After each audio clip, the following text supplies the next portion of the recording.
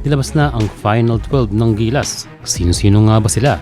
Para sa mga big man ay pasok si Junmar Fajardo na maganda ang nilaro sa Montenegro.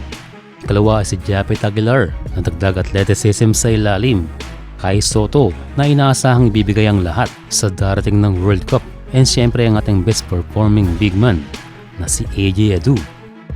Sa mga guards at forwards ay pasok si Jamie Malonzo na may pagka-consistent din. Of course, Dwight Ramos na isa sa best performing player simula nang pumasok sa Gilas. Jordan Clarkson, magagamit niya ang kanyang NBA skills lalo na sa pagharap sa malakas na Dominican Republic. Pasok ang pinakamasipag at resilient na si Renza Bando.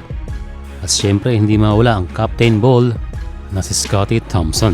Balik World Cup din si CJ Perez na magiging suporta ni Scottie. At kukumpleto sa 12 ay ang mga nagbabalik World Cup na sila Kiefer Ravena at Roger Pogoy. Sa 23-for-23 ni Coach Chot Reyes noon, ang pumasok ay 4 lamang. Ito ay sina CJ Perez, Dwight Ramos, AJ Adu at Kai Soto. Of all the final 12 na nabanggit, tanging si Renza Bando lamang ang hindi mo akalain na makakapasok sa World Cup. Kaya jackpot talaga, pero pinaghirapan. Unang umugong ang kanyang pangalan. Ito ay noong 2019 sa kanyang block shot kay Kobe Paras, nakasama rin noon sa listahan ni Coach Chot.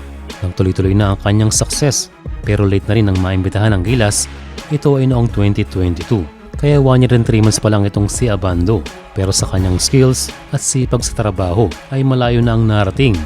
From nobody and now a World Cup player.